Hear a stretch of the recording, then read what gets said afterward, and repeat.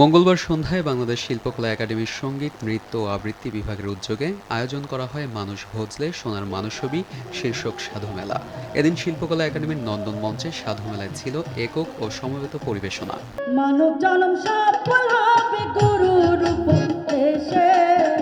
শুরুতেই পরিবেশিত হয় লালন গীতি, ধন্য ধন্য বলিতারে ও দৈন্য গান, এবং সব শেষে সমবেত কণ্ঠে পরিবেশিত হয় জনপ্রিয় লালন সঙ্গীত মিলন হবে কতদিনে।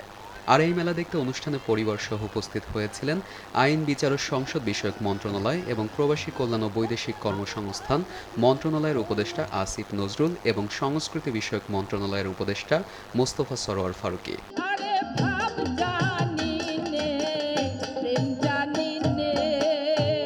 এ সময় গণমাধ্যমে দেওয়া এক সাক্ষাৎকারে সংস্কৃতি বিষয়ক মন্ত্রণালয়ের উপদেষ্টা মোস্তফা সরোয়ার ফারুকী জানান, আমাদের মূল কাজ হচ্ছে সারা দেশে উৎসবের আমেজে শিল্প চর্চা ছড়িয়ে দেওয়া। খুবই ভালো লাগছে এখানে এসে অফিসের পরে গান শুনছি।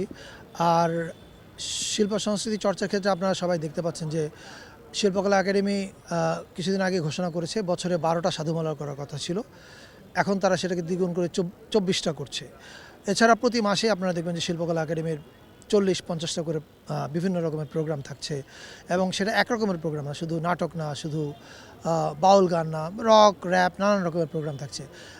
আমরা মনে করি যে আমাদের মূল কাজটা হচ্ছে সারা দেশে উৎসবের আমেজে শিল্প চর্চা ছড়িয়ে দেওয়া, এবং আমি মনে করি শিল্পকলা একাডেমি এবং অন্যান্য যতগুলো একাডেমি আছে আমাদের সংস্কৃতি মন্ত্রণালয়ের অধীন, তারা সেই কাজটা করছে, and we are very happy about it. উক্ত সাক্ষাৎকারে বাউলদের উপর নির্যাতনের বিষয় নিয়েও কথা বলেন মোস্তফা সরোয়ার ফারুকী। সেই সঙ্গে ব্যবস্থা গ্রহণের পাশাপাশি বাউলদের সঙ্গে থাকারও আশ্বাস দেন তিনি। এটা দু একটা জায়গায় ঘটেনি সেটা আমরা বলবো না, কিন্তু যেখানেই ঘটেছে সেখানে কিন্তু সরকার ব্যবস্থা নিয়েছে। 12টা সাধুমেলা করার কথা ছিল, এখন 24টা হচ্ছে, এবং এই 24টা কিন্তু শুধু ঢাকায় হচ্ছে না, সারা দেশ জুড়েই হচ্ছে। এটা শুধু বাউল অনুষ্ঠানের ক্ষেত্রে। এছাড়া আপনি যদি শিল্পকলার প্রতি মাসের সূচি দেখেন, আপনি দেখবেন যে নানান রকমের কার্যক্রম আছে, মানে গ্রুপ থিয়েটারের নাটক থেকে শুরু করে ভিআর, তারপরে পোস্টার প্রদর্শনী, কার্টুন, অনেকগুলো কার্যক্রম চলছে একসঙ্গে। আর এই যে শিল্পকলা একাডেমি 12টা সাধুমেলার জায়গায় 24টা করছে, এটাও কিন্তু একটা মেসেজ, সরকারের একটা বার্তা যে আমরা বাউলদের সাথেই আছি।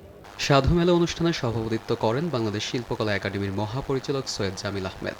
তিনি জানান, বাংলাদেশ শিল্পকলা একাডেমি সব ধর্ম, বর্ণ, মত ও পথের মানুষের জন্য খোলা। আমরা সবাইকে আহ্বান জানাই তাদের পরিবেশনার ভেতর থেকে গান দিয়ে, শিল্পকর্ম দিয়ে তাদের চিন্তাগুলো সবার মাঝে ছড়িয়ে দিতে।